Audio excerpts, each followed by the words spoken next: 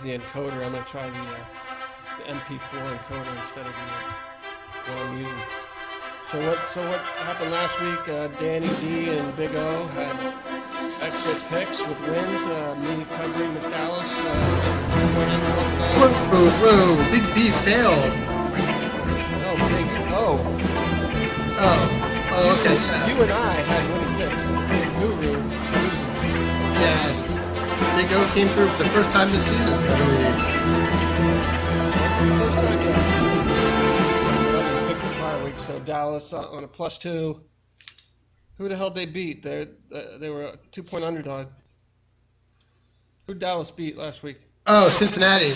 Oh, the Bengals, who now get to get beat up by New England this week. Yeah, they're on to Cincinnati. So what went on with your pick? Minnesota blew out Houston. That's like I said they would. They killed them. It was awful.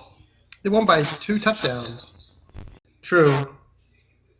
So let's kick off this week with the Big O pick coming off a win with Dallas last week, picking Buffalo. What's the spread now on that one? 8, I believe. So as I said, hopefully the unpatriotic Nealer will get concussed in the game yesterday by some overzealous patriotic players on the Bills. Hopefully they get in some cheap shots behind the ref's back. Little stomach punching in the dog pile, you know. Groin shot. Not using the ground to get up, using his stomach. Should they take a groin shot? That's right. Grab a handful in the pile. So anyway, Kaepernick's back. Mr. Controversy himself, the Twitter whore, is back this week. And quarterback change can never be good, certainly at the NFL level. So we're definitely going with Buffalo here to cover the 8. I am going to pick Seattle at home, -6 against Atlanta. I don't think Atlanta can win 2 weeks in a row going east to west. Their defense played better last week than they have in the previous weeks this season, but I just still don't see it with their defense. I don't think they're very good. Seattle's coming off a bye week, so they're all going to be rested and ready to go.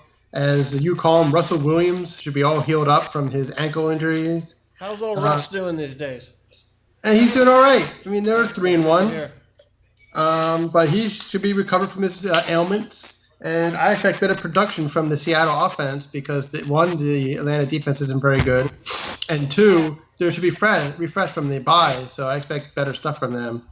So I'm going to take Seattle -6 at home against Atlanta. I think Atlanta's got some issues. Hopefully there'll be some weather up there this weekend. Should be some rain and wind and stuff like that.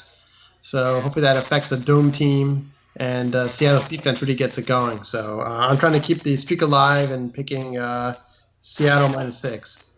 And where's Seattle at in their conference or the division? First place, I believe.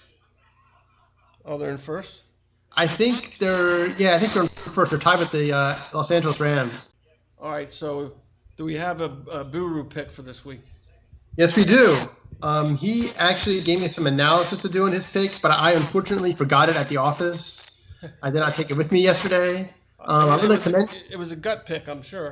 It was a gut pick. He was trying to give me some analysis to do, but as I said, I forgot the paper unintentionally. But I would like to point out he's going to pick Pittsburgh this week, -7 at Miami. He spelled analysis wrong, Pittsburgh wrong, and Tannehill wrong on his analysis. I'd like to, just point that out for fun. I'm sure he'll appreciate that. Well, you forgot to mention that he's taking a mulligan for last week. Yeah, taking a mulligan for last week. Yeah. He's upset. He's been defeated by Skype and the internet. Mm-hmm. These people are out to get him. Comcast is out to get him, and everybody at Skype's out to get him. And apparently he's the only person who has a web-based version of Skype, as he claims. Skype is a website. Yes. Yeah, that's his depth of knowledge on PCs. Yeah. So anyway, the genius himself, the Buru, is taking Pittsburgh -7 at Miami. I think this is a great pick. Pittsburgh's been playing great. Roethlisberger leads the league in touchdowns. Their defense has played much better the last 2 weeks. They have Antonio Brown, and they have 10 other guys who catch the ball and can just destroy Miami. Miami's awful. If it weren't for the worst team in the league, they have lost to everybody but the Browns. And they should have lost to the Browns. They have a bunch of guys on that team who don't care, a bunch of guys who can't play. They have guys who just took the money and ran, like Byron Maxwell and like Ndamukong Suh. They got their big money and said, all right, I'm done. And for some reason, they believe in Ryan Tannehill, who's awful. He's an awful quarterback. And they're going nowhere. They're going nowhere fast. See, at least the Browns know that they're just going to give up and die every year. Miami tries to afford one, thinking, oh, we're going to do something, and then Browns. Tennessee's favored by a touchdown. Pittsburgh's on roll. Tennessee's coming off a big win over the outstanding Dolphins last week. As the commissioner calls him, Marcus Mariota has played much better lately. And Cleveland, again, just stinks. They had their 5th different quarterback play for them last week. So what's the recap, Danny? You got the recap? Yeah, the Big O in Buffalo -8 at home. The Big B is taking Pittsburgh -7 on the road. The Big D is taking Seattle -6 at home. And the pesky Esky Stone Cold Mortal Lock is Tennessee -7 at home. So Big D and Big O coming off wins. I think those are pretty good bets with your Bills. And what's your pick again, Dan? Seattle. Bills in Seattle are your top 2 picks this week, obviously. If you probably another good win is to bet on the other side of the Big B gut pick. That's probably a good bet as well. Tell the Buru I said he better learn how to operate a computer. All right. And he gave up. What's that? He gave up. Oh, that's right. He's using it for a paperweight now. Yeah, pretty much.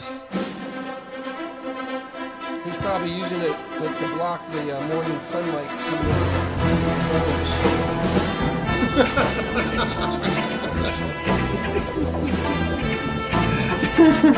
He's repurposed it. No, know what he did? He found a picture of some woman. He left it on the screen and he put it on the wall as a picture. Yeah.